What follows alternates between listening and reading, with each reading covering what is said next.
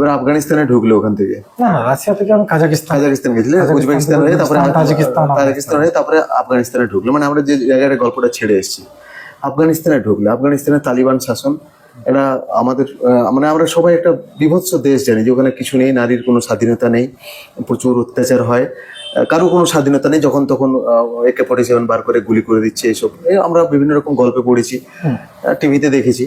তুমি ঘুরলে এত আফগানিস্তানটা শেষে, এবং তোমার অনেকগুলো ভিডিও দেখেছি, তারাও খুব খোল্লা তোমার সঙ্গে মিশে গেছে আর কি। কিরকম লাগলো পুরো আফগানিস্তান? আফগানিস্তান দারুণ জায়গা। আফগানিস্তানে বর্তমানে তালিবানরা শাসন করছে। তালিবান মানে জানো? তালিবানরা শাসন করছে। তালিবান মানে জানো? তালিবান হচ্ছে একটা ছাত্র সংগঠন, ক্রিয়েটেড বাই আমেরিকা। ওদের কাজই হচ্ছে এসব করা। ব্যাপার হচ্ছে যে ওরা ক্রিয়েট করে ওইটা পাকিস্তানে, অ্যান্ড দেন তালিবানরা যখন তারপরে বিদ্রোহ করে, তারপর ওরা নিজেরা টেক ওভার করে, তারপরে তালিবান আবার টেক ওভার করে। তো বর্তমানে তালিবানদের শাসনে আছে। আমি আফগানিস্তান এন্ট্রি করি 15ই আগস্ট। তার আগে আমার ভয় ছিল অনেকটা, মনে জানা ছিল না, নলেজ ছিল না। মানে ভাবলাম কী হবে, আমি বললাম যে ঠিক আছে, যা হবে হবে, দেখা যাবে। কোন শহরে ঢুকলে? আমি তাজিকিস্তানে দুসাম্বে বলে একটা শহর আছে, তারপরে একটা বর্ডার আছে, দুসাম্বে হচ্ছে তাজিকিস্তানের রাজধানী। ওখান থেকে আমি ঢুকি, যে জায়গাটা ঢুকি সেটা হচ্ছে কুন্দুজ, আর বর্ডারটার নাম হচ্ছে শেরখান বন্দর। আফগানিস্তানের বন্দরটার নাম শেরখান বন্দর, বর্ডারটার নাম। তো এখানে আমি ঢুকি 15 আগস্ট। 15 আগস্ট হচ্ছে আমাদের স্বাধীনতা দিবস। 15 আগস্ট আমি ঢুকি। আজকে সামথিং 2 আগস্ট, সেপ্টেম্বর 2 বা 2 সেপ্টেম্বর। 15 আগস্ট আমি আফগানিস্তান এন্ট্রি করি। 12-13 দিন ছিল, বেশি নয়। তারপর তো বাড়ি আসছি। ওটা আমার শেষ দেশ, কারণ প্রায় 9 মাসের সময় হয়ে গেল, এখনো আমি বাড়ি যাইনি। তো 15 আগস্ট ঢুকলি। এবার 15 আগস্ট আমি ঢুকে শুনছি, মানে আমার ভারতীয়দের জন্য ভিসা ছিল, মানে বর্ডারে ভিসা দেয়, কিন্তু আমার একটা টাকা লাগে না ভারতীয়দের জন্য। আচ্ছা। আর যেমন আফগানিস্তানের লোককে ভারত আসতে টাকা লাগে না, আমার জন্য টাকা লাগে না। আচ্ছা। তো ভিসা কিন্তু লাগে, ভিসা বর্ডারে দেয়। বর্ডারে ভিসা ছিল, ভিসা দেওয়ার ছিল। আমার পাসপোর্টটা নিল, বলছে তুমি এখানে থাকো, আমাদের আজ স্বাধীনতা দিবস। আমি বললাম স্বাধীনতা দিবস তো 19 আগস্ট হয়েছে, 15 আগস্ট তো নয় আফগানিস্তানের। কিছুক্ষণ পর আবার 2 মিনিট পরে বুঝতে পারলাম যে 15 আগস্ট 2021 সালে ওরা ইয়েকে ভাগিয়েছিল, আমেরিকাকে যখন খেদে, তখন সেটাকে ইয়ে করে, যেটা তালিবান শাসনে ইন্ডিপেন্ডেন্স ডে। তো আফগানিস্তানে 3টে, প্রায় একটা রাশিয়ার সময়, একটা ইয়ের সময়, 3টে ইন্ডিপেন্ডেন্স ডে পালন করা করে। এটা হচ্ছে আফগানিস্তান 3-4টে জায়গা। তো পরে তখন আমি একদিন বিনা পাসপোর্ট ইয়েতেই ছিলাম, ওইখানে আফগানিস্তান ঘুরলাম। পরের দিন ইয়ে নিয়ে পাসপোর্ট নিয়ে, ভিসা নিয়ে, পরের দিন চলতে শুরু করলাম কাবুলের পথে। আফগানিস্তানে প্রথম ঝলকে হচ্ছে যে মানুষজন খুব ভালো, ভারতীয়। ওরা ভারত বলে না, ওরা হিন্দুস্তান বলে। তো যখনই শুনে যে আমি হিন্দুস্তান, তখন আমাকে আসেন গলে মিলে, নিজেকে ওখানে বাড়ির ওখানে খাতে আমন্ত্রণ দেই। চাই, আসো ভাই চাই পিও, আসো ভাই চা খাও, বাংলায় বলছি, আসো ভাই চাও খাও, বা চলো আমাদের বাড়িতে তুমি অতিথি, আজ আমার মেহমান মানকে রয়ে যাও, যারা উর্দু জানে। বা মেহমানটা একটু ইয়ের মধ্যে পাস্ত, এভাবে এই অর্থটা ওরা ইউজ করে, মেহমানটা ওরা ইউজ করে, মেহমানবাজি বলে পাস্তুর ভাষাতে, এটা খুব প্রচলিত জিনিস, প্রচলিত। তো এরকম ভাবে কিছুটা বলে। তো যাই হোক, এরকম ভাবে তো মানুষ এত জায়গায়।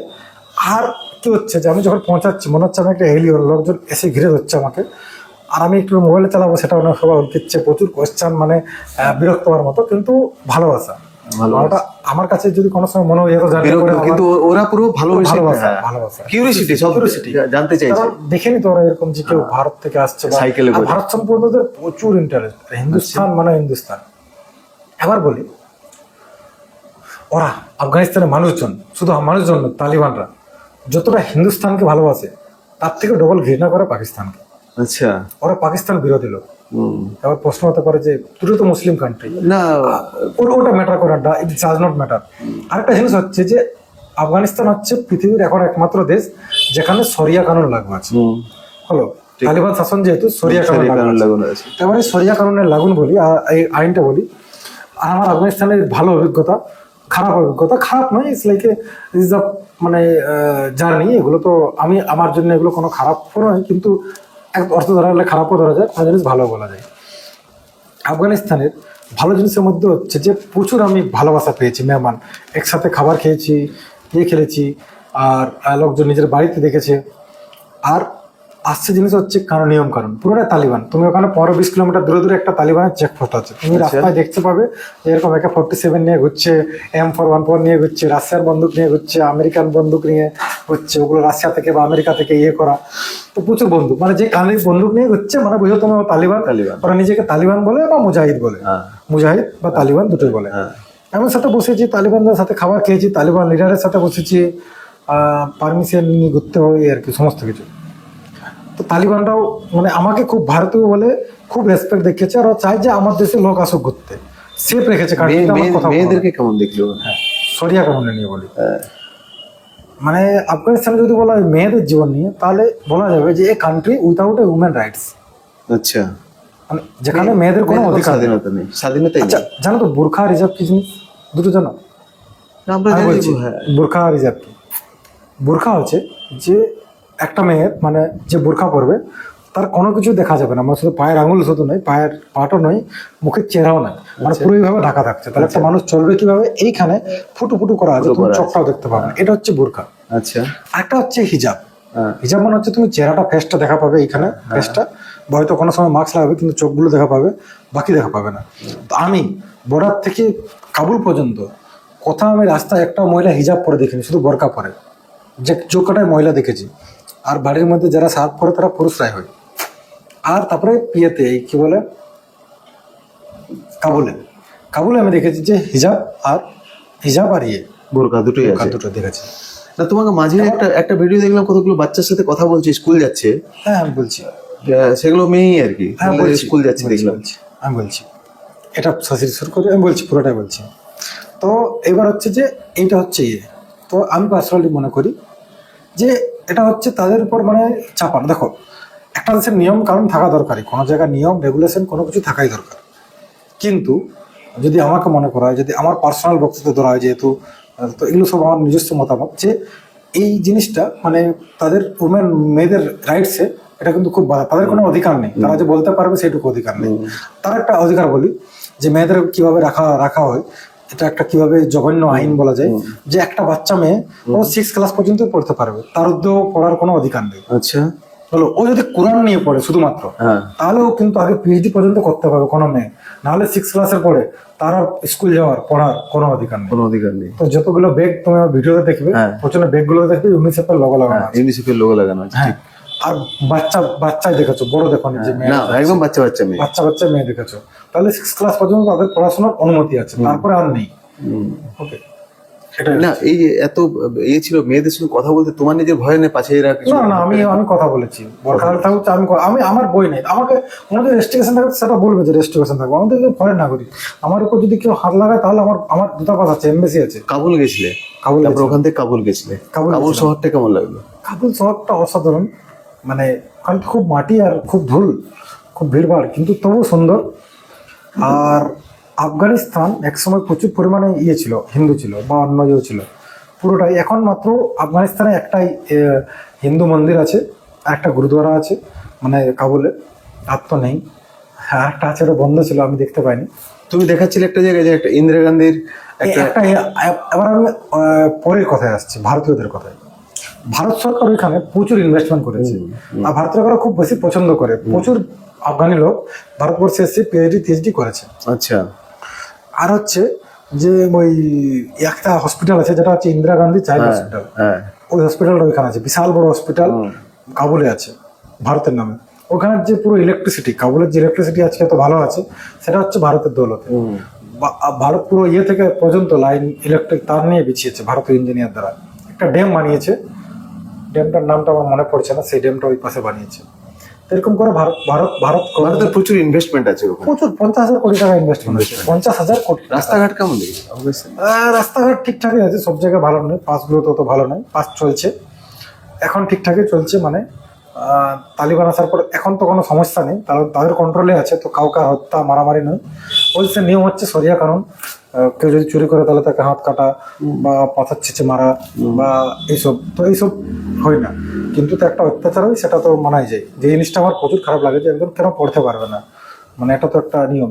আর একটা জিনিস হচ্ছে যে এই 13টা দেশ, এই আমি 13টা দেশের গল্প শুনলাম, এটা তারপরের দেশগুলোতে আসছি, 13টা দেশের গল্পে কোথাও বিপদে পড়নি?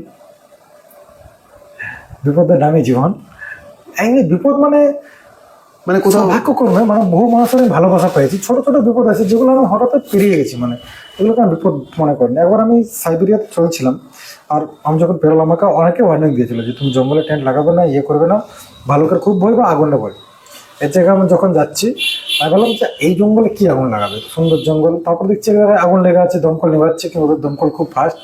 তারপর আরেকবার সাইবেরিয়ার ইয়েতে আমি যখন পেরিয়েছিলাম, তারপরে একটা ভালুক ওই রাস্তাটা পেরোলো জাস্ট কিছু দূরে, পেছনে দেখলাম। তারপরে আমি দৌড়ালাম, কারণ যদি অ্যাটাক করে তাহলে তো মুশকিল। আর লোকজন তো গাড়ি নিয়ে অবশ্যই রেস্কিউ করতো, কিন্তু আমার আর তখন আমি ভিডিও করতে পারিনি, বা আমি বলছি যে পালানোটাই উচিত কাজ। কারণ না, এটা তো জন্তু টন্তু আর মানুষ। না, আমার এখনো পর্যন্ত খারাপ হয়নি। মঙ্গোলিয়াতে একবার শহরে একজন এসে চিন্তা করার চেষ্টা করছিল, কিন্তু আমি একটু সাইড হেঁটে যাই, আর পাবলিক প্লেস আছে, তারপরে ওর লোকগুলো পালিয়ে যায়। এরকম কিছু খারাপ ঘটে রাত্রিবেলায় বা এইসব তারপরে আমার ওই জায়গাটা যেতে ভয় লেগেছিল। আরেকবার ভয় লেগেছিল আমাকে। প্রথমবার আমাকে একবার ধর্মান্তরণের জন্য বলা হয়েছিল আফগানিস্তানে, মানে একজন বলেছিল যে তুমি আমাদের ধর্মে আসো, বাট কেউ জোর করেনি। আরেকবার একজন তালিবান কমান্ডার ছিল, একজনের মারফতে বলছে যে ওখানে যাও, ও থাকার ব্যবস্থা করে দেবো। ও গেলাম, ও বলছে ঠিক আছে আমি ব্যবস্থা করছি। ও একটা হোটেলের ব্যবস্থা করলো এরকম। তখন যে কমান্ডার তো কিছু বলেনি, ও যেজন সৈনিক ছিল ও আমাকে পুরো বন্দুক তো কানে ছিল, আবার আমাকে ইয়ে করছে যে আরে তুমি আমাদের ইয়েতে আসো, আমাদের ইয়েটা ভালো ইসলাম ধর্ম গ্রহণ মানে তো এরকম আর কি। আচ্ছা, তো ওই সময় একটু ভয় লেগেছিল, বাট 2 মিনিট পরে আমি ভাবলাম যে আরে কোনো ব্যাপার নয়। আমার কাছে তো এগুলো সিম্পল সাধারণ জিনিস। মানে তুমি যদি কোনো একটা ধর্মের জিনিসকে তুলো, আমার কাছে সিম্পল একটা জিনিস জানাচ্ছে যে আমার ধর্মগ্রন্থ কি বলছে, যে ভগবান শ্রীকৃষ্ণ কি বলছেন গীতায়, যে আমি প্রতিটা মানুষের মধ্যে আছি, প্রতিটা জীবের মধ্যে আছি। ঠিক আছে, তাহলে আমি কখনোই মনে করবো না যে ওই আফগানিস্তানের ওই লোকটাও কিন্তু ওই লোকটার মধ্যে ভগবান আছে, শ্রীকৃষ্ণ তো আছে। সে খারাপ থাকুক, মানুষের মধ্যে খারাপ গুণ দূরে থাকতে, কিন্তু আছে তো। তাহলে আমি যদি ওই ধর্মগ্রন্থ করি, সেটা তো ভগবানের সবকিছু তো ভগবানের সৃষ্টি। অক্ষয় ভগবত এগুলো জানে বলেই হয়তো এত আমার কাছে যদি কেউ আমাকে বলে তুমি কলমা পড়ো, তাহলে পড়বো। এটা এগুলো কথা। আচ্ছা, 13টা দেশ আমাকে ওরা জোর জবরদস্তি করেনি, এটা বলেছি। কিন্তু আমি বলেছি, আমার ভিডিও তো আছে, ওরা আমাকে ধর্মান্তরের জন্য বলেছিল। একবার ভয় লেগেছিল, তারপর আর ভয় লাগেনি। আমি কিন্তু সকলে বলেছি যে আমি হিন্দুস্তানি, আমি হিন্দু। আমাকে জাত পুছেছে, আফগানিস্তানি বেশিরভাগ জিজ্ঞেস করেছে যে তুমি কোন জাতের। আমি বলেছি যে না, ইসলামিক কান্ট্রি বলতে তো তুমি আফগানিস্তানেই বেশি মানে আমি আরো ইসলামিক কান্ট্রি এমন নয় যে আমি দুবাই ঘুরেছি। না, দুবাইটা তো পরে ইসলামিক কান্ট্রি। এই 13টা দেশের মধ্যে একমাত্র আফগানিস্তানই ঘুরেছি। কান্ট্রি, হ্যাঁ, এই 13টা দেশের মধ্যে ইসলামিক কান্ট্রি আর ইসলামিক নেই। ও রিপাবলিক বা ইয়ে আছে, কিন্তু ইসলাম কট্টর ইসলামিক আর কোনো দেশ ভালো নেই। এটা তো কট্টর ইসলামিক। পৃথিবীতে আর এর মতো ইসলামিক কান্ট্রি নেই তো। অবশ্য অনেক ইসলামিক কান্ট্রিগুলো থেকে আফগানিস্তান মনে হয় অনেক ক্ষেত্রে বেটার, কিন্তু শুধুমাত্র একটাই জিনিস আমার যেটা সব থেকে খারাপ লেগেছে, মানে সব থেকে খারাপ লেগেছে, হ্যাঁ, না, সেটা হচ্ছে মেয়েদের অধিকার। আর নয়, মেয়েদের অধিকার। বাকি তোমার যদি আমার কোয়েশ্চেন, যদি তোমার মনে হয় যে একটা মেয়েকে তুমি দেখতে চাইছো না, মেয়েটা শরীর দেখাবে না, বা তুমি তোমার দেশে ওই আইনটা লাগু করতে চলে যাও, তাহলে তোমার মনে হচ্ছে, তাহলে তুমি এক কাজ করো না, তোমার তাকাবার দরকার নেই, তাহলে তুমি নিজের দুটো চোখকে ইয়ে করে নাও, বন্ধ করে না নিজেকে, তাহলে তুমি কোনো মেয়েকে দেখতে পাবে না, তুমি তাহলে একদম সিধা। এই জিনিসগুলো মানে একটা থিওরিক্যাল প্র্যাকটিক্যাল আসা যায়। এই জিনিসটার উপর আমার প্রচুর রাগ। না, আমি বলতে চাই, কারণ আমার এটা অবশ্যই লেগেছে, মনের মধ্যে এটা লেগেছে, এটা হওয়া উচিত নয় কোনো সময়। আমরা এখান থেকে এটা বুঝতে পারবো না, কিন্তু তুমি যেহেতু গ্রাউন্ডে দেখেছো ব্যাপারটা, আমি দেখেছি ব্যাপারটা, মানে বাচ্চাগুলো তোমার দিকে দৃষ্টিতে দেখছে, কিন্তু তোমার সঙ্গে কথা বলতে সাহস পাচ্ছে না, কথা বলতে পারছে না। অনেক ভালো মানুষ পেয়েছি, মানুষ আফগানিস্তানে। আমাকে কেউ জোর করেনি, মানে আমাকে ধর্মান্তর বলা হয়েছে, কিন্তু কেউ জোর করেনি। ভালোবাসা দিয়েছে মানুষজন, খুব ভালোবাসা, নিজের বাড়িতে টেনেছে। আর ওরা একটা জিনিস, হিন্দুস্তান আফগানিস্তান ভাই ভাই সোজা। হিন্দুস্তান পাকিস্তান, আফগানিস্তান আর পাকিস্তান, বাস। বুঝলেন, আমার ভালো লাগে ওর সাথে কথা। আমি আরেকটা বলছি, কথা বলার জন্য ভাষার প্রয়োজন হয় না। এটা তো বলবো যে এই যে এতগুলো দেশ বললে, এইবারে ফেজে যে 13টা দেশ বলেছো, তার মধ্যে কোথাও ভাষাগত প্রবলেম, মানে ধরো চীনাতে ঢুকছো, ম্যান্ডারিন ভাষা, এ তো খুব সমস্যা হয় সেই ভাষা বোঝা। মঙ্গোলিয়াতে, প্লাস রাশিয়াতে, উজবেকিস্তান, কাজাকিস্তানে তাদের ভাষাও বোঝা দুর্বোধ্য। আফগানিস্তানে তবু কিছুটা উর্দুর সাথে হিন্দির মিল আছে, অনেকটা বোঝা যায়। কিন্তু এই দেশগুলোতে তুমি কিভাবে, মানে মানুষজনের সাথে কথা বলতে কিভাবে? দেখো, আমি প্রথম কথা মনে করি যে কথা বলার জন্য ভাষার কোনো প্রয়োজন হয় না। আমাদের হাসিটাও একটা ভাষা। আচ্ছা, তোমার হাসি সুন্দর, তোমার হাসিতে অনেক লোকে অনেক মানুষই বলবে যে সরলতার একটা ছাপ রয়েছে, ন্যাচারালি এটা তো একটা বড় প্লাস পয়েন্ট অক্ষয়ের জন্য। কিন্তু শুধুমাত্র হাসিতে তো আর কাজ হবে না না। না, দেখো আমি বলে দিচ্ছি। প্রথমত মানে গুগল ট্রান্সলেট আছে, যেটা ব্যবহার করার জন্য গুগল ট্রান্সলেট ব্যবহার করা যায়, সেই জন্য খুব কম ভাষার নয়। আর যে কোনো দেশের না ছোট ছোট জিনিস শিখলেই হয়েছে। যেমন রাশিয়ার বলে কাকু দেখা হলে হ্যালো প্রিভেত, পাসিবো মানে হ্যাঁ দাসা দানিয়া, পাসিবো মানে হচ্ছে থ্যাংক ইউ, দাসা দানিয়া মানে হচ্ছে আবার দেখা হবে, এরকম ব্যাপার। তারপরে ছোট ছোট জিনিসকে যেমন রাশিয়াতে পেঁয়াজকে বলে লুক, চিকেনকে বলে করিৎসা, এই ডিমকে বলে মাছকে বলে রিবা, নদীকে বলে রিকা, বা এরকম রিকা একটাকে বলে নদীকে আর একটাকে রিবা বলে। তো এই জিনিসগুলো না ভ্রমণকালে টুকু টুকু করতে করতে শিখেছি। এবার রাশিয়ান ভাষা আমি বললাম নিয়াও মানে ইয়েতে চাইনিজ সিনচাও, তো এটা হচ্ছে সিনচাও মানে হচ্ছে ইয়ে ভিয়েতনামের, আনচাই আনচাই মানে হচ্ছে এতগুলো ভেজিটেরিয়ান। দেশের মধ্যে কোন দেশটা সবচেয়ে ভালো লেগেছে, মানে ডিসিপ্লিন? ভারতবর্ষ বাদ দিয়ে হ্যাঁ, এই এই যে 13টা দেশ ঘুরলে, ভারতবর্ষ তো আমার নিজের জায়গায় সবসময় ভালো হয়েছে, বা ইন্ডিয়া ইজ গ্রেট, কিন্তু এই যে 13টা দেশ ঘুরলে কোন দেশটা মনে হয়েছিল যে এই ডিসিপ্লিনটা এদের কাছ থেকে ভারতের শেখা দরকার? এত মানব জাতিটা প্রচন্ড সুশৃঙ্খল, এরা রাশিয়া চাইনা। রাশিয়া চায় না, মানে এরা তবে চায়না কিন্তু প্রচুর ডেভেলপ বর্তমান যুগে। চায়না মানে আমি চাই যে আমার নাগরিক ওইরকম ফেসিলিটি পাক, কেন পাবে না আমার এটা কোয়েশ্চেন। যারা নেতা আছে তার কাছে কোশ্চেন, তোমাদের প্ল্যান কি করছে? অক্ষয় ভগৎ যখন বুড়দা থেকে বেরোয়, হ্যাঁ কপরতক শূন্য অবস্থায় বেরোচ্ছে, মানে তার নিজস্ব কোনো রোজগার নেই, বাবা মা না, আমি বর্তমানে না, সেটা যখন তো আমি আছে। প্রথম বেরোই, আর প্রথমবার একটা আমি এই 13টা কান্ট্রি যখন বেরোচ্ছে, তখন তোমার কাছে খুব একটা পয়সা নেই, তুমি কিভাবে যাবে? তারপরে তো কিভাবে করলে সংস্থান টাকার, কোথাও হেল্প পেলে কিনা আমাদের যদি একটু জানাও। এবারের জার্নিটাই এর তো আমি অযোধ্যা পাহাড়ি ট্যুরিজমের কাজ করি নিজের থেকেই, মানে আমার কোনো ইয়ে নেই, সমস্ত কিছু নিজের থেকে লোকজন আসে, কখনো কোনো পাহাড়ে নিয়ে যায় গাইড, লোকাল ছিল তো গাইড করতে নিয়ে যায়, কখনো তারাকে আমার বাইকের পেছনে ঘুরিয়ে ঘুমায়, বা কখনো লোকের মানে হোটেল আছে তো সেই হোটেলগুলোতে কোনো বুকিং হলো, আমি হোটেলগুলোতে বুকিং দিই, তাতে 2-4 পয়সা যে কমিশন হয় সেইটুকু করিয়ে যতটুকু টাকা জোগাড় করেছিলাম, আর সেইটুকু টাকা জোগাড় করলাম। ব্যাংক থেকে একটা লোন নিয়েছি, 2টো লোন আছে আমার ব্যাংকের থেকে, 2টো লোন চলছে আমার, এখনো চলছে লোন, আর 2টো লোন চলছে, আর সেই জমানো টাকা সেইটুকু নিয়ে আর বাইরে বেড়াই এই সেরকম এই রাস্তায়।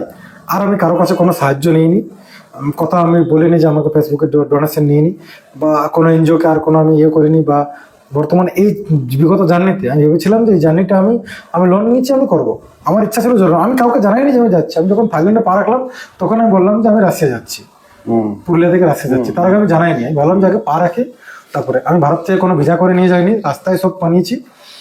আর এই যে ইয়েটা এই কি বলে এই যে টাকাটা, যেটুকু টাকা নিয়ে গেছি শেষমেশ মানে ওই অল্প, মানে আমার কাছে চা খাওয়ার পয়সা নেই প্রায় এরকম মানে অবস্থায় এখন আসছি। এখন আমার কাছে আর উপায় নেই, মানে আমার 9 মাস হলো, আমার এটা ছিল 6-7 মাসে শেষ করে দেবো, কিন্তু তারপরে যখন দেখলাম যে একটু একটু সুবিধা হলো, তখন আমি কোনো মতে টেনে নিয়েছি 9 মাস পর্যন্ত। মানে 2 মাসের শেষের যে শরীর খারাপটা ছিল, প্রচণ্ড শরীর খারাপ। মানে এই যে আফগানিস্তান যেদিন বেরোলাম, তারপরে আমি 2বার ফ্লাইট ধরবো, দুবাই আমি আমার সাইকেল অলরেডি রেখে দিয়েছি, কারণ আমি কস্টলি আনতে পারবো না, আনলি তারপর আবার নিয়ে যাবো নেক্সট সাইকেলটা দুবাই রাখা আছে, মানে রাখা আছে ওখানে। আমার একটা বন্ধু আছে, ও পুরো রিপেয়ার করে পরের বার যখন যাবো ওর কাছ থেকে সাইকেলটা নেবো, আর অন্য দেশে যে কোনো জায়গায় চলে যাবো, তাহলে ওইখান থেকে আবার শুরু করতে পারবো।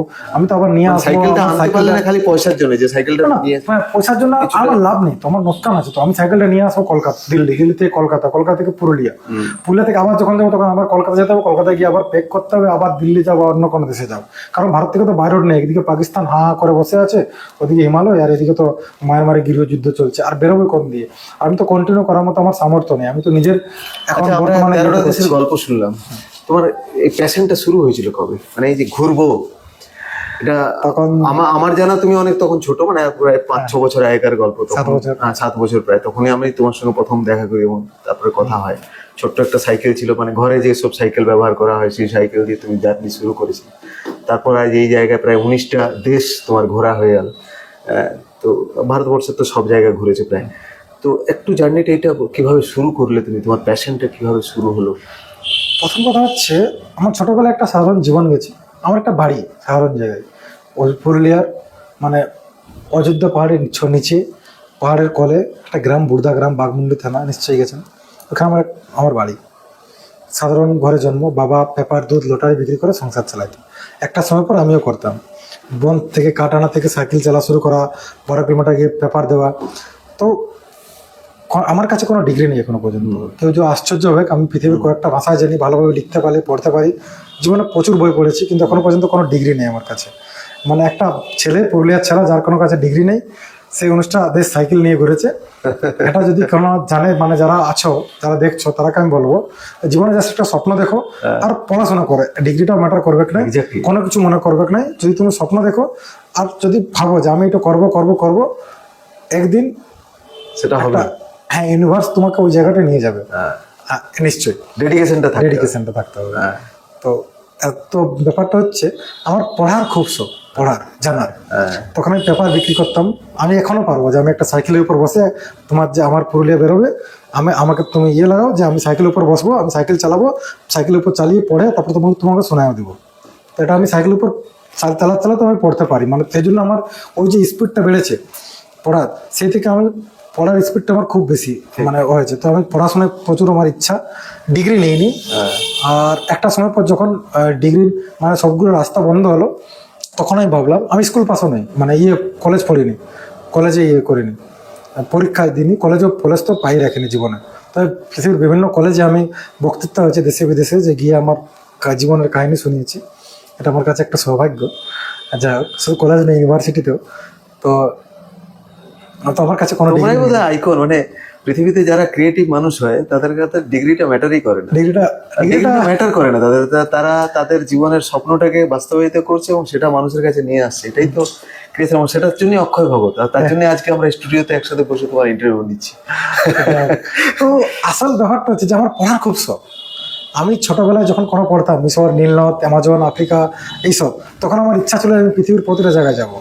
তখন আর এক সময় ছিল, স্বামী বিবেকানন্দের আমি একটা পড়েছিলাম, যখন জাহাজ থেকে যাচ্ছিলেন তখন একটা আমাদের পড়া ছিল, সেখানে বর্ণনা ছিল যে স্বামীজি কীভাবে ওই পাখিগুলোর কাহিনীগুলো লিখছে, যে সিগলগুলো আসছে ডেকে ধারে, যখন আমেরিকা যাচ্ছিলেন তখন কাহিনীটা লিখেছেন।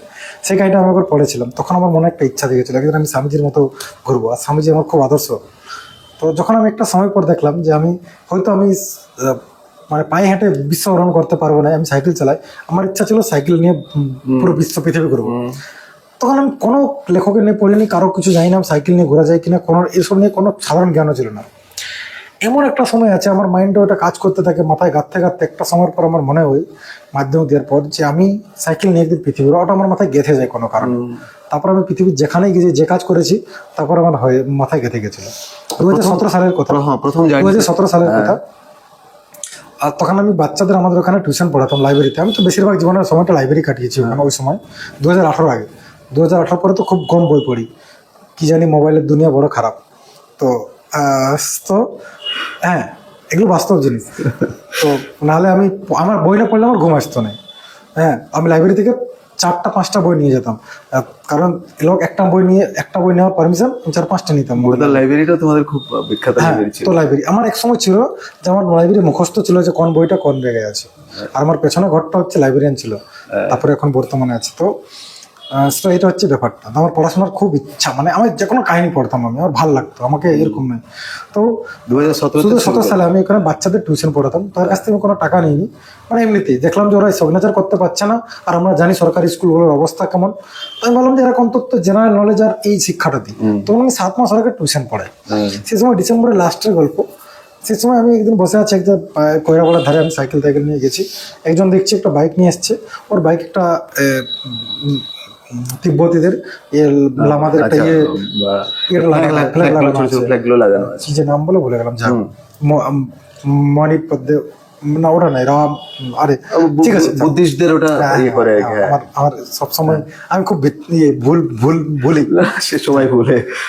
তো আসল জিনিসটা দাঁড়াইলো গিয়ে, তখন আমি জিজ্ঞাসা করলাম যে এই দাদা, বলছি মানে বলছি তুমি লাদাখ গেছো নাকি? বলছে না না, আমি এথায় গেছিলাম। বলছি আমারও ইচ্ছা আছে, আমি একদিন সাইকেল নিয়ে পুরো পৃথিবী ঘুরবো, ভারতবর্ষ ঘুরবো। তখন আমাকে হঠাৎ লোকটা বললো, তুমি 2 চাকায় দুনিয়া পড়েছো? আমি বলছি না, পড়িনি। বলছে পড়বে। বলছে 2 চাকায় দুনিয়া, বিমল মুখার্জি লেখা। ঠিক। আমি বললাম ঠিক আছে। আমার কাছে তো সেরকম ছিল না, আমি একটা ধর মোবাইল থেকে নিলাম, আমার মোবাইল ছিল কিন্তু ইন্টারনেট তো, একটা ধর মোবাইল থেকে নিলাম, পিডিএফ ডাউনলোড করলাম 2 চাকায় দুনিয়া। কারণ আমার জানা ছিল যে আমার লাইব্রেরিতে নেই, কারণ আমার লাইব্রেরিটা প্রায় মুখস্থ ছিল সেই সময়। তো তখন আমি বইটা নিলাম আর আমার মোবাইলটা নিয়ে তারপর পড়লাম। এক নিঃশ্বাসে আমি অনলাইনে 2 চাকা দুনিয়া বইটা পড়ি। না, যারা অ্যাডভেঞ্চারাস লাইফ করে, মানে এখনো যারা 2 জায়গায় বিভিন্ন জায়গায় ঘুরতে যায়, 2 চাকার ওই বিমল মুখার্জির বই কিন্তু তাদের জন্য আইডিয়াল বই আর কি। আইডিয়াল বই একটা আছে ভবঘুরে শাস্ত্র, আর চাঁদের পাহাড়। ঠিক। তো চাঁদের পাহাড় পড়ে তো আমার আফ্রিকা আমার সবসময় জীবনের ইয়ে ছিল, কিন্তু আমার পৃথিবী ভ্রমণে বেরোতে যে হবে সেটা আমি পারিনি। কিন্তু যখন আমি পড়লাম তখন আমি দেখলাম যে 1926 সালে যদি কলকাতা থেকে তারা বেরোতে পারে, তো আমি এখন তো আধুনিক দুনিয়া, আমি কেন পারবো না? পরের দিন আমি সিদ্ধান্ত নিই, সঙ্গে সঙ্গে আমি সিদ্ধান্ত নিলাম যে আমি সাইকেল নিয়ে বেরাবো। 5 মার্চ 2018 আমি বাড়ি থেকে বেরোই, পকেটে 2000 টাকা, একটা বাংলা সাইকেল, বাংলা সাধারণ সাইকেল, পকেটে 2000 টাকা, একটা মশারি, একটা মেট, একটা মশারি আর কম্বল আর 2-4টা একটা অফলাইন ম্যাপ, 2-4টা ছোট মোটো জিনিস নিয়ে আমি বাড়ি ছাড়ি। যখন আমি বাড়ি ভাবি যে বলে বেরোবো যে পুরো ভারতবর্ষ ঘুরবো, তখন লোকে আমাকে পাগল বলে যে ক টাকা আছে? আমি বলি 2000 টাকা আছে। তারপরে আমি বাড়ি থেকে বেরিয়ে ঝাড়খণ্ড, বিহার, উত্তরপ্রদেশ, মধ্যপ্রদেশ, দিল্লি, উত্তরাখণ্ড, হরিয়ানা, চণ্ডীগড়, হিমাচল, কাশ্মীর, পাঞ্জাব, রাজস্থান, গুজরাট, মহারাষ্ট্র, গোয়া, কর্ণাটক, কেরালা, তামিলনাড়ু, অন্ধ্রপ্রদেশ, তেলেঙ্গানা, ছত্তিশগড়, উড়িষ্যা, ওয়েস্ট বেঙ্গল ফিরি। 1 বছর 1 মাস 6 দিন পরে আমি বাড়ি ফিরি। যখন আমি ফিরে আসি তখন আমার কাছে সেই 2000 টাকা ছিল, এবং দ্যাটস মাই ইন্ডিয়া। আমি রাস্তায় মন্দির, ashram, gurdwara, dharamshala, hotel, dhaba, petrol pump, footpath, শ্মশানও থেকেছি। এবং জার্নিটা ছিল, এই জার্নিটা করে আমি যে উপলব্ধিটা পাই জীবনের, মানে আমি একটা ইন্ট্রোভার্ট সামথিং ছেলে, যার নলেজ ছিল কিন্তু কথা বলার মতো ছিল না। আজ আমি 1000টা স্টুডেন্টের সামনে বক্তৃতা দিতে পারি, বা আমি যে কোনো টপিক নিয়ে কথা বলি, এগুলো হচ্ছে ভ্রমণের ফল। আমি মনে করি যে মানুষকে ভ্রমণ করা উচিত। বেরিয়ে যাও, কোনো দরকার নেই, তুমি বেরিয়ে যাও, সাধু হয়ে যাও, জীবন কোনো কিছু ক্ষতি হবে না। যেটা হবে তোমাকে যেটা পাবে, সেটা তুমি যেটা পাবে মানে লাইফে, সেই এক্সপিরিয়েন্সটা কিন্তু সারা জীবনের পড়ার থেকেও বেশি। ওই সাইকেলটা তোমার চেঞ্জ হয়েছিল সম্ভবত দিল্লিতে না, আমি তখন ইয়েতে ছিলাম জয়পুরে, কিন্তু দিল্লির একজন উকিল আমাকে সাইকেলটা সুপ্রিম কোর্টের লয়ার একজন ছিলেন, হ্যাঁ উনি দিয়েছিলেন, সিদ্ধার্থ দা। যাই হোক, এইটা হলো ফিরলাম, বাড়ি ফিরলাম 2018 এপ্রিল, 19 আচ্ছা 2018 শুরু, 2019 ফিরলে। এরপর আমার হলো যে আমি কিছুদিন রেস্ট করলাম, কারণ আমার প্রচন্ড শরীর খারাপ। মানে হঠাৎ এরকম 1 বছর 1 মাস পরে যদি কেউ বাড়ি ফিরে, রাস্তায় খাওয়া দাওয়া নেই, ভালো ছিল না, খুব পাতলা ছেলে, 20 বছর বয়সের ছেলে, সাইকেল নিয়ে ঘুরে ফেলেছি। তো খুব কম বয়স ছিল তখন, এখনো তো জীবনটা শুরু হয়নি। তো আমি তারপরে ভাবলাম যে ঠিক আছে পৃথিবী করবো। বন্ধু বান্ধব সবাইকে বললাম যে আমি বিশ্ব ভ্রমণে বেরোবো। এবার আমি ইচ্ছা যে বিশ্ব ভ্রমণে বেরোবো। হ্যাঁ, এই শুরু করবো ভাবলাম, এই শুরু করিনি ভালো ছিল। তখন এই কোভিড এলো, we know the rest of the story. তারপর কোভিডের ফার্স্ট ফেজের পর 2021 সাল ব্লাস্টে বাড়ি থেকে বিরক্ত আমি বেরোলাম আবার, করোনা ফার্স্ট ফেজের পরে। বলছি লাদাখ যাবো, যা হবে দেখা যাবে। বাড়ি থেকে বেরিয়ে বেনারস, দিল্লি, চণ্ডীগড়, সিমলা, কুলু, মানালি, লেহ, লাদাখ, কার্গিল, কাশ্মীর, জম্মু হয়ে ঘর আসি। এখানে লাদাখ একটা পাস আছে যেটা নাম Umlingla, the highest motorway road in the world. আমি এবং আমার 3-4 জন বন্ধু, যারা আমরা লাদাখি একসাথে থাকি, we are the first person in the world to reach Umlingla on bicycle. আমরা প্রথম ব্যক্তি যারা বাইসাইকেলে উমলিংলা পৌঁছাই। ঠিক, এটা একটা রেকর্ড। তারপরে ফিরে আসি। এটার পর আমার মনে হয় যে আমি বিশ্ব ভ্রমণ শুরু করবোই। মানে ভারতবর্ষ ঘুরলাম, এবার আমাকে দেশের বাইরে আমি বেরোবো। নেপাল, ভুটান যাওয়ার কোনো ইচ্ছা ছিল না। এগুলো ভাবলাম যে এগুলো তো যে কোনো সময় যেতে পারবো, আমি এখন কোথা থেকেও শুরু করি। আমি ভাবলাম যে ঠিক আছে, এদিকে দিয়ে বেরাবো। যদি বাংলাদেশ দিয়ে বেরোয়, তবে মায়ানমার বন্ধ ছিল তখন আর্মি শাসনে, চায়নার কোভিডের, আর বিভিন্ন দেশ কোভিডের কারণে অত ভালোভাবে খুলে নেওয়ার প্রচুর রেস্ট্রিকশন। আমি বললাম যে ঠিক আছে, আমি তাহলে কি করি, আফ্রিকা থেকে শুরু করি, কারণ আফ্রিকায় কোভিডের ইয়ে নেই। তখন আমি বাড়ি থেকে বেরোই। তারপরে আমি যখন বেরোই, তখন আমার বন্ধু বান্ধব, এনজিও, ক্লাব, বিভিন্ন যতজন ছিল, আমি সবাইকে ইনফর্ম করে যে বেরোবো, যদি কেউ হেল্প করতে চায় করুক। তখন আমার এইসব জিনিস জানা ছিল, ছিল না। তখন আমি ছিল যে ভাবলাম যে ক্রাউড ফান্ডিং করে বেরোনো যায়। তো যতটুকু পারলাম নিলাম, আর মানে সেইটুকু সম্পদ নিয়ে আমি বেরোলাম আফ্রিকা। তো আমার ইচ্ছা ছিল ইজিপ্ট থেকে শুরু করবো, কিন্তু আমি ভাবলাম যে ভিসা পাবো কিনা, আমার ব্যাঙ্ক স্টেটমেন্ট কম, 1-1.5 লাখ টাকা ব্যাঙ্ক ব্যালেন্স দেখাতো তো নেই, সাইকেল কিনে নিয়েছিলাম। তো আমি বললাম যে ঠিক আছে, এক কাজ করি, তাহলে আমি কেনিয়া থেকে শুরু করি। চাঁদের পাহাড় সবাই নিশ্চয়ই পড়েছে। আমার ইচ্ছা ছিল চাঁদের পাহাড় নিয়ে, ওইটাই তো বাংলার দুর্ভাগ্য। হ্যাঁ, ওইটা বাঙালির দুর্ভাগ্য। মানে তুমি বুনিরকে যদি হত্যা করে দাও, সেটা হচ্ছে দুর্ভাগ্য। নামটা দিয়েছে তো চাঁদের পাহাড়। এইটাই তো, এইভাবে তো মানে সত্যজিৎ রায়ের পরে দেখুন, সত্যজিৎ রায় কিন্তু পথের পাঁচা লিখে করেছে অপু আর দুর্গা সংসারকে, সেই সিনেমা দেখো। আর বিভূতিভূষণ বন্দ্যোপাধ্যায়ের লেখা চাঁদের পাহাড়, সেই চাঁদের পাহাড়কে কি করেছে, বণিককে যদি হত্যা করে দেয়, তাহলে সেটা চাঁদের পাহাড় থাকছে। একদমই তাই। মানে এগুলো তো নয়, মানে তুমি সিনেমাকে সিনেমা মতো বানাও, তুমি টাকা কামানোর জন্য সিনেমা বানাই দিয়েছো, একটা এত সুন্দর একটা বইকে নষ্ট করা। আমি মনে করি। আমি আফ্রিকা গেছি তো, আমি দেখেছি আফ্রিকা কি জিনিস। ঠিক। সেখানেও ওরকম সিনেমা। কেনিয়া গেলে, কেনিয়া থেকে আমি গেলাম কেনিয়া, আমি কেনিয়াতে পা রাখলাম নাইরোবি। আমার ইচ্ছা ছিল যে নাইরোবিতে পা রেখেছি, কারণ ফ্লাইটে গেছিলাম তো, সাইকেল খুলে 3 নম্বর দিন ছিল, দুদিন ঘুরে 3 নম্বর দিন ছিল। এখন পরের দিন আমি মোম্বাসা যাব। মোম্বাসা সেই রেল লাইন বানানোর কাজ 1903 সাল না সামথিং কত, পড়াটা মনে আছে, প্রথমে ছিল মোম্বাসা, পূর্ব আফ্রিকা। তো আমার ছিল যে আমি চাঁদের পাহাড়ের জার্নিটা করবো। দেন দেন আমি আফ্রিকাতে 3য় নম্বর দিন আমার, আমি সন্ধ্যাবেলা বাইরে বেরিয়েছি কি জন্য, যে আমি ডাল খিচুড়ি বানাবো, এখানে লোক তো প্রচুর মাংস টাংস খায়, আলাদা মতো খাবার। যখন আমি ফিরে আসছি তখন আমাকে 5 জন অ্যাটাক করলো। এভাবে একজন হাতটা ধরে, এভাবে একজন হাতটা, একজন গলাতে, একজন পাটা, একটা ছুরি ঠেকায়, এভাবে গলায় ঠেকায়, বলে if you move will kill you, and they took everything. আমার কাছে একটা রূপোর চেন ছিল, একটা সোনার পদক ছিল বজরংবলীর, পকেটে 9000 কেনিয়ান সিলিং, 6000 ইন্ডিয়ান রুপিস, যেটা ইন্ডিয়ান রুপিসটাও চেঞ্জ করিনি। পাসপোর্টও ছিল, পাসপোর্টটা নেয়নি। একটা হেডফোন ছিল। এই সমস্ত কিছু ওরা লুট করে এইখানে গলাতে চট পৌঁছায়, এইখানে চট পৌঁছায়, আর পালায়। কিছুক্ষণের ঘটনা, জাস্ট কিছুক্ষণ। এইভাবে যখন যদি একটা কেউ টানের উপর চেনকে, তাহলে ব্যথা লাগবে। আমি 2-3 দিন দুধ খেয়েছিলাম। এমবেসিকে মেল করলাম, দেন বললাম এরকম ঘটনা, ওরা খুব সতর্ক করলো, মাঝে 2-4টা কন্ট্যাক্ট দিল। তখন আমার প্রচন্ড ভয় লাগলো। প্রথমত হচ্ছে মানে খুব মানে প্রচন্ড লোকগুলো খুব ভয়ঙ্কর আর কালো, ওরকম কালো মানুষ আমি দেখিনি। এই জন্য আমরা তো আমাদের দেশেও তো রেসিজম হয়। আমি যখন স্কুলে পড়ছি তখন আমার প্রচুর কনফিডেন্স ছিল না। আমার মনে হতো যে আমি হয়তো একটু কালো, এটা একটু ফাটক দাজক, মানে আমার মনে হতো নিজের মধ্যে কনফিডেন্স নেই। তো আফ্রিকা যাওয়ার পর মনে হলো যে আমি মানে ঠিকঠাক হয়ে আছি। অনেক সুন্দর দেখতে। হ্যাঁ, মানে না, ওরা নয়, ওরা খুব সুন্দর, মানুষজন সুন্দর। একটা রেসিজমের একটা জিনিস আছে, তো আমি রেসিজমটা চাই যে মানুষ এই জিনিসটা না আনুক। সেই জন্য এই অভিজ্ঞতাটা বলা, এই পার্টটা বলা, it's like a joke of part.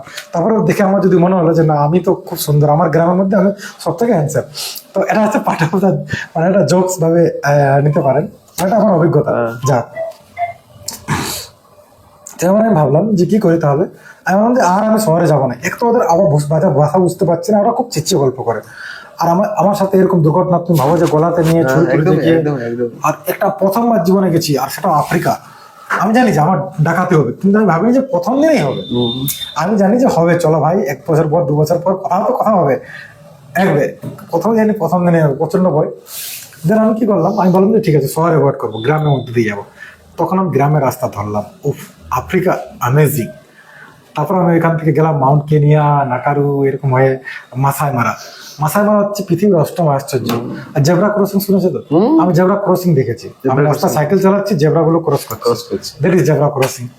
তারপরে আমি সাইকেল চালাচ্ছি, আমার সামনে জিরাফ গুলো দৌড়াচ্ছে, হরিণ এদিকে দেখা পাচ্ছি, সিংহ, গন্ডার, চিতা, মানে উট পাখি, সব জঙ্গলে ওয়াইল্ড। আমি একটা জিনিস দেখেছি যে এইখানে সিংহ আছে, এখানে মস আছে, আর এখান থেকে 1 কিলোমিটার দূরে মাসাইদের নাম শুনে, চাঁদের পাহাড়ে আসার নিজের গরু চড়াচ্ছে। What a combination! আর আমি গাড়িতে উপরে আছি, মানে সাফারিতে। এটা হচ্ছে আফ্রিকা, মাসাই মারা। তারপরে আমি ওখান থেকে গেলাম উগান্ডা, নীল নদের উৎসল। আমরা পড়েছি মিশরকে নীল নদের দান বলা হয় কেন, ভিক্টোরিয়া লেক, এইসব ঘুরে ফিরে আমি রাওয়ান্ডা গেলাম। তারপর রাওয়ান্ডা থেকে তানজানিয়া। আমি যখন তানজানিয়াতে ছিলাম তখন ঝাঞ্জিবার বলে একটা আইল্যান্ড আছে, তখন আমার বাড়িতে একটা দুর্ঘটনা ঘটে। আমার বড় বোন দিদি মানে মারা যায়। তো সেটা আমার কাছে জীবনে একটা সবথেকে খারাপ সময় ছিল। দেন আমি ফিরে আসি। তারপর লাইফটা কোনোভাবে ঠিক ছিল না। অনেকদিন পর ঠিক হওয়ার পরে আমি বাংলাদেশ যাই 2022-এর শেষে, 2022 সালে কথা বলছি এটা। 2022-এর প্রথমে এদিকে যাই আফ্রিকা, ফিরে আসি 1 মাস 100 দিন পরে। শেষে আমি ডিসেম্বর নাগাদ যাই বাংলাদেশ। 21শে ফেব্রুয়ারি আমার ছিল যে করবো আমি ভাষা দিবসের পটভূমি তো পুরুলিয়া, যেখান থেকে শুরু হয়েছে মানমুন থেকে। তো আমি ভাবলাম যে মানমুন থেকে আমি সাইকেল নিয়ে বাংলাদেশ যাই। তখন এই মতো বাংলাদেশ ছিল না, তখন বাংলাদেশ একটু হলেও সুন্দর ছিল। এখন তো ধর্মান্ধর একটা দেশ, যাই হোক, এটা তো বলা যতটা কি যায় না, যাই হোক। তো বাংলাদেশ তো আমার বড় দেখার ইচ্ছা ছিল, আমি বাংলাদেশ গেলাম। 2 মাস বাংলাদেশে সাইকেল চালিয়েছি। 21 ফেব্রুয়ারি যখন আমি করে শহীদ মিনারে শ্রদ্ধা জানিয়ে যখন ফিরে আসছি, তখন আমার গোপ্রো ক্যামেরাটা চুরি হয়ে যায় বাংলাদেশে। দেন তারপর আমি ফিরে আসি। তারপরে জীবনে এক একটার পর খারাপ ঘটনা ঘটতে থাকে, এমন খারাপ ঘটনা ঘটতে থাকে যে আমি কোনোটা রিভাইভ করতে পারি না। আমার ক্যামেরা চুরি হয়, আমার দিদির ঘটনাটা ঘটে, পারিবারিক অবস্থা খারাপ, সাথে কোনো নেই, কাজ করছি, কিন্তু তারপরে আমার ক্যামেরাটা হয়ে গেলো, করাপ্ট হয়ে গেলো। মেমোরি কার্ড ছিল যেটা, এরকম করে অনেক জিনিস বাজে ফেজের মধ্যে আর জীবনটা কোনোভাবেই ঠিকভাবে চলছিল না। তার একটা সময় পর, মানে কিছুদিন পর, 2023 সালের কথা, 2023-এর ইয়ে নাগাদ আমি বেনারসের ঘাটে বসেছিলাম, বেনারস গেলাম হঠাৎ একদিন এমনিতে ব্যাগ নিয়ে বেনারসের ঘাটে বসেছিলাম। আমার মনে হলো আমি অযোধ্যা যাবো, রাম জন্মভূমি গেলাম। তখনও কিন্তু মন্দির উদ্বোধন হতে 6 মাস বাকি। আমি যখন বেনারসের ঘাটে বসছি এই অযোধ্যাতে, তখন আমি ভাবলাম যে আমি একটা আধ্যাত্মিক যাত্রা করব। শরীর খুব মোটা এরকম। এটা হঠাৎ করে ওখানে যেয়ে মনে হচ্ছে? আমার আগে থেকে একবার ভেবেছিলাম জীবনে কোনোদিন যে আমি যে প্রভু রামজি যে রাম বন গমন পথে গেছে সেই পথে যাত্রা করব। আচ্ছা। তখন আমি অযোধ্যা থেকে হাঁটতে শুরু করলাম। অযোধ্যা থেকে আমি রামেশ্বরম পর্যন্ত পায়ে হেঁটে গেছি 3300 কিলোমিটার, যে পথে প্রভু রামজি বনবাসে যায়। এবং এই যাত্রাটা আমার জীবনটাকে পুরোপুরি বদলে দেয়। এটা এখানে আমি যে বিশ্বাসটা পাই এটা এখন আমার জীবনে এটা সাইকেল জীবনে না কোনো নেই, কোনো সাইকেল আমার বাড়িতে রাখা ছিল। বাড়িতে বড় খারাপ হয়ে গেছে। আচ্ছা। আমিও হেঁটে গেছি। আচ্ছা। অযোধ্যা, শৃঙ্গেরপুর যেখানে কেবট প্রভুজিকে নদী বের করছে। অযোধ্যার পরে প্রথমে আসে ভরতপুর, যেখানে ভরতজি অপেক্ষায় ছিলেন, যেখানে হনুমানকে করেন গিরাই। তারপরে সিংবেরপুর যেখানে কেবট নদী পেরোয়। তারপর ওখান থেকে প্রয়াগরাজ যেখানে মৌরি আশ্রমে ছিলেন। তারপর ওখান থেকে চিত্রকূট। তারপরে শুরু হয় দণ্ডকারণ্য। তারপরে মাতা সবরী মাতার আশ্রম। তারপরে যেখান থেকে সীতা মাতা চুরি হয়, তারপরে দণ্ডকারণ্য সবরী মাতার আশ্রম। তারপরে শুরু হয় কিষ্কিন্ধা মানে যে রাস্তা দিয়ে একটা রাম বনগমন রাস্তা আছে। আচ্ছা। রামায়ণের উপর রিসার্চ করে ওই রাস্তায় বিভিন্ন মন্দির আছে, রাস্তায় বিভিন্ন জায়গা তো আছে, যে আশ্রমে ছিলেন সেই আশ্রমগুলো আছে। এইভাবে করে আমি রামেশ্বরম পর্যন্ত পায়ে উঠেছি 3300 কিলোমিটার, প্রায় 6 মাসের জার্নি। তারপর আমি শ্রীলঙ্কা যাই। শ্রীলঙ্কার একটা মন্দিরে গিয়ে শ্রীলঙ্কা ঘুরে 22 আগস্ট ওইখান থেকে শ্রীলঙ্কা আমি রামেশ্বরম শেষ করলাম। রামেশ্বরম আমার শ্রীলঙ্কা যাওয়ার ছিল না, রামেশ্বরম পর্যন্ত ভেবেছিলাম। তারপরে একটা দাদা আমাকে বললো যে তুমি যখন এত দূর আসছো তখন তুমি শ্রীলঙ্কা যাও, আমি যাবার ফ্লাইটটা করে দিচ্ছি। তখন আমি আসার ফ্লাইটটা করলাম। আর আমি চেন্নাই থেকে ফ্লাই করি কলম্বো, শ্রীলঙ্কা 2-4 দিন ঘুরে একটা মন্দিরে আমি জার্নিটা শেষ করলাম 22 জানুয়ারি। 22 জানুয়ারি হচ্ছে রাম মন্দিরের উদ্বোধন। আর ওই দিনেই কনসিডেন্টলি ওই দিন আমার জন্মদিন ছিল। তো একটা খুবই সৌভাগ্য আমার জীবনের। তো যাই হোক, তো তখন আমি তারপরে ওটা করে ফিরে এলাম। তারপরে আমি কিছুদিন কাজ করে নিজের জমানো টাকা আর এই অর্থ নিয়ে বেরিয়ে পড়লাম Purulia to Russia. Now Purulia to Afghanistan via Russia. দুবার সাইকেলটা এখন ফিরে এসেছি, আর এখনো বাড়ি যাইনি, বাড়ি যাবো এতে আসি। এরপরের প্ল্যান কি? পরের প্ল্যান এখনো অনিশ্চিত নয়, মানে মাথায় আছে। কিন্তু ব্যাপার হচ্ছে ডিপেন্ড করছে যে কোন সময় বেরাবো। প্রথমত আমার হাতে কোনো টাকা নেই। এখন আমি কাজ শুরু করব, বাড়ি যাব, 5-7 দিন রেস্ট করব, তারপরে আবার কাজ শুরু করব। 5-6 মাস অযোধ্যা পাহাড়ে যেটুকু ট্যুরিজমের কাজ করে, কারণ আমার কোনো চাকরি তো নেই, আর আমার চাকরি করার কোনো ইচ্ছা নেই। তাহলে একটু দর্শকদেরকে বলি যে আপনারা যারা অযোধ্যা ঘুরতে আসবেন, যদি কোনো গাইড দরকার থাকে, অক্ষয় আছে, অক্ষয়ের ফোন নাম্বার আমরা অবশ্যই এখানে শেয়ার করে দেবো। পারলে অক্ষয়ের সঙ্গে যোগাযোগ করবেন। অক্ষয় হোটেল মানে অযোধ্যা তালুকটা ওটা অক্ষয়ের মতো কেউ চেনে না। মানে আমরাও এখানকার মানুষ, আমরাও প্রচুর ঘুরেছি, কিন্তু ওর মতো কেউ চেনে না। আপনাদের যেখানে যেতে যাবেন অক্ষয়। এরপর আমার যে জীবনের জার্নি হবে সেগুলো এখন কিছুদিন এখানেই। তারপরে নিজের একটু লোনটা একটু সদলও করি, একটু কিছু হাতে টাকা জমাই, অ্যান্ড দেন আবার বেরিয়ে পড়বো পৃথিবীর কোনো প্রান্তে। হয়তো বা চাঁদের পাহাড়, হয়তো বা অ্যামাজন, হয়তো বা পৃথিবীর আরো কোন দেশে, হয়তো বা দেখা যায়, হয়তো বা আন্টার্কটিকা, যাই না, ওগুলো তো হবে না। মানুষ যে বলে যে ঘুরতে গেলে প্রচুর টাকার দরকার হয়, তোমাকে দেখলে তো সেটা তো আর মানে তুমি প্রমাণই করে দিচ্ছ যে টাকাটা কোনো ফ্যাক্টরি নয় এখানে। কি বলবে মানে এই যে ব্যাপারটা হচ্ছে যে সমস্যাটা হচ্ছে দু জায়গায়। মানে আমার ভ্রমণটা ইচ্ছা, আমি হচ্ছে পৃথিবীটাকে দেখতে চাই। আমি বই লিখতে চাই, আমি কোনো ব্লগার নই, সেজন্য দেখবো আমার ভিডিও তো ওইরকম নেই ভিডিও। আমি হচ্ছে ভ্রমণ কাহিনী লিখি, সেরকম ভিডিও বানাই, বা আমার পরিবার দেখে। তো আমার ব্যাপারটা হচ্ছে যে আমার জীবনের স্বপ্ন হচ্ছে যে আমি পৃথিবীটাকে দেখবো, জানবো। জীবনে ইচ্ছা আছে যে আমি যতই যাও, আমি পৃথিবীর এখনো পর্যন্ত আফগানিস্তান বাদ দিয়ে এই বাকি এমন কোনো দেশ যায়নি যেখানে আমি কাজের অফার পাইনি। খুব ভালো টাকায় আমি কাজের অফার পেয়েছি সব জায়গায়। ভারতীয়রা ছিল, সব জায়গায় আমাকে কাজের দিয়েছে।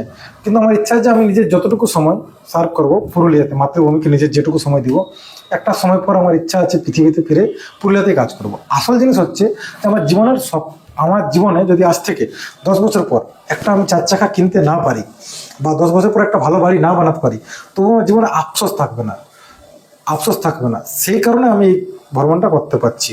কারণ আমার তো ওগুলো চাওনা পাওয়া নেই। আমি তো যদি আজ থেকে 10 বছর 20 বছর পর যদি বেঁচে থাকি বাই চান্স, 10 বছর 20 বছর পর যখন আমি বাড়ির ওখানে বসে থাকবো, আমি যখন মনে করবো যে না একদিন আমি সাইবেরিয়া গেছিলাম, লাইক বৈকালের তীরে সময় কাটিয়েছি, একদিন আমি চীনের প্রাচীরে হেঁটেছি, একদিন আমি আফ্রিকাতে ঘুরেছি, এগুলো আমার জীবনের সম্পদ। একবার তালিবানদের সাথে বসে চা খেয়েছি, এইটুকুই। তারপরে পেটের খাবার জুতার জন্য তো ভারতবর্ষ হচ্ছে সব থেকে দেশ, এই দেশে তো খাবারের অভাব নেই। আমি যদি দুটো আমার বাড়িতে যদি ছাদ বাগান করি না, সেটাতে আমার সারা বছরে খাবার আসবে। মানে খাবারের জন্য তো বাঁচছি না, জীবনটা হচ্ছে। আমরা ফকির কিসে হয় জানো? আমরা গরিব কিভাবে, মানে যদি বলা হয় তাহলে যদি আমরা অনেকটা মনের থেকে গরিব, আমাদের না উচ্চাকাঙ্ক্ষাটা আমরাকে গরিব মানে আমাদের অর্থ কম হয়ে যায়। অথবা খাবার জন্য তো ভারতবর্ষের অভাব নেই। এটা কেউ যদি আমাকে ডিপেন্ড করে, এই যে এতগুলো দেশ ঘুরলে তো ভারতবর্ষের সাথে যে তুলনা করতে হয়, কি ভারতবর্ষ কোনটা লাগবে এখন? মানে ধরো চীন হতে গেলে বা রাশিয়া হতে গেলে ভারতের এরকম দরকারটা কি? মানে এতগুলো দেশ তো একদম গ্রামে গ্রামে ঘুরেছো। সাধারণ আমাদেরকে কোন জায়গায় পরিবর্তন করা দরকার? সাধারণ মানুষকে সচেতন হতে হবে, নিজের দেশের নিয়ে ভাবতে হবে। আমরাকে এইসব নেই, আমাদের জীবনে কোনো কিছু নেই। আমরাকে সরকারের কাছে শুধু একটাই মান, আমরাকে এভরিথিং ফেসিলিটি দাও। আমরা নিজের পেট ভরতে ব্যস্ত আছি, এমন ভাবে আমরা দেশের প্রতি আমরা ভারতীয়দের মতো দেশভক্ত নেই বাস্তব কথায়। কিন্তু আমরা পুরো দেশটাকে মন্দির বানাতে পারছি না, এটা সমস্যা। মানে আমাকে ভাবতে হবে যে আমার পুরো দেশটা, আমরা দেখো কোনো একজন ভারতীয়দের ঘর যাবো, আমার ঘর চলো বা তোমার ঘর চলো, ঠিক আছে, দেখবো আমাদের ঘরের ভিতরটা প্রচুর সাফা, এত সাফা এত সুন্দর। আমরা ঘরে বাইরে জুতো রাখি, তারপরে ভিতরে যাই, সবার ঘরের ভিতরে পরিষ্কার, কিন্তু বাইরেটা রোডটা প্রচন্ড খারাপ। এই জিনিসটা শুধুমাত্র যদি আমরা চেঞ্জ করতে পারি, 2-4টে জিনিস আছে যেগুলো নিয়ম কারণ চেঞ্জ করা, তাহলে আমরা পৃথিবীর এই দেশগুলো, বাকি দেশগুলোর কাছে কিছু নেই কিছু সম্পদ নেই। আর ভারতের কাছে প্রচুর বুদ্ধি আছে, আইডিয়া আছে, আর আমাদের নলেজ আছে। আমরা তো একসময় পৃথিবীর সর্বশ্রেষ্ঠ ছিলাম, বাস্তব কথা সর্বশ্রেষ্ঠ ছিলাম। আমাকে বলো কিসে, তুমি আমাকে কিসে বলছো বলো, যে সায়েন্সে নাকি ম্যাথামেটিক্সে নাকি কোনো কিছুতে? সবকিছুতে শ্রেষ্ঠ। ভারতের একটা যে কোনো মন্দির ঘুরো না, যে কোনো মন্দির ঘুরো, তখন বুঝতে পারবো যে টেকনোলজি কি জিনিস। আচ্ছা, আমরা জানি যখন পৃথিবী জানতো না যে গণনা কি জিনিস, সেই সময় আমরা গণনা করেছি। আমাদের কাছে এখনো আছে যত আবিষ্কারগুলো আধুনিক যুগের আবিষ্কারগুলো, কিন্তু একটা জিনিস দেখো, মনে করো যদি কোনোদিন, এগুলো আমার নিজের বিচার বুদ্ধি দিয়ে ভাবা, যত আবিষ্কারগুলো কিন্তু ব্রিটিশরা ইংরেজ আসার পরে এই যে নতুন নতুন জিনিসগুলো আবিষ্কার হয়েছে। আমাদের তো ইয়েতে লিখানো আছে যে আমরা এইটুকু জানি যে আমাদের জীবনের উপরে কি আছে। না, এই যে এতগুলো দেশ ঘুরলে ভারতকে তারা কি চোখে দেখে? তারা বিভিন্ন জায়গায় বিভিন্ন রকম ভাবে দেখে, মানে যোগার দেশ, মেডিসিন, মশালার দেশ, এইভাবে। আচ্ছা, মশালার দেশ, মশালার দেশ তো আছে, যোগার দেশ তো আছে। যোগা তো মানে জ্ঞানের দেশ, এটাও সত্যি। এবার অনেকজন মানুষ যতটা জানে তাদের আলাদা আলাদা সম্বন্ধ। এখন তো বর্তমানে আমরা অক্ষয়ের সাথে প্রচুর কথা বললাম, অনেকক্ষণ ধরে। এতটা 19টা দেশ ঘুরেছে, এই কথাটুকু কিছুই না, সারাদিনের গল্পও হয়তো শেষ হবে না। 19টা দেশের যদি এক একটা দেশের একবারে গল্প বলে, তার 2 ঘন্টা 4 ঘন্টা করে পেরিয়ে যাবে। আবার বসবো একদিন অক্ষয়ের সাথে। আজকে এইটুকুই থাক। তবে অক্ষয়ের আমার পুরুলিয়ার তরফ থেকে, আমাদের এই পত্রিকার তরফ থেকে, আমার পুরুলিয়ার এই চ্যানেলের তরফ থেকে অবশ্যই শুভেচ্ছা রইল যে আগামী দিনগুলো তোমার সারা পৃথিবীতে তুমি কোনো দেশ যাতে বাদ না যায়, সমস্ত দেশ যাতে ঘুরতে পারো, এই শুভেচ্ছা আমাদের তরফ থেকে অবশ্যই থাকবে। অক্ষয়ে কোনো সম্পদ নেই, টাকা পয়সা নেই, একটা মানুষ কিভাবে চারদিকে ঘুরতে পারে, কোনো কিছু নেই, অনলি সাহস, ডেডিকেশন আর সংকল্প। এই সংকল্প দিয়ে 19টা দেশ ঘুরে এসছে। আবার হয়তো 6-8 মাস পরে দেখবো একটা দিন আবার কোথাও বেরিয়ে গেছে। তো এটাই হচ্ছে ভ্রমণ, এটাই হচ্ছে জীবন। হয়তো অনেকে অনেকভাবে জীবনকে দেখে, অক্ষয় সেভাবে জীবনকে দেখেছে। এবং আমরা পুরুলিয়াবাসী এবং সমগ্র ভারতবাসী অবশ্যই গর্বিত যে অতগুলো দেশও ঘুরে এসেছে এবং নিরুপদ্রবে অলমোস্ট, এবং কোথাও কিছু হয়নি, সুন্দরভাবে ঘুরে এসেছে। ধন্যবাদ সবাইকে। অক্ষয়ের সাথে এতক্ষণ আমার সাথে এবং অক্ষয়ের সাথে যে সময় দিলেন এবং আপনারা সবাই শুনলেন, আশা করি ভালো লাগবে। সবাই ভালো থাকবেন।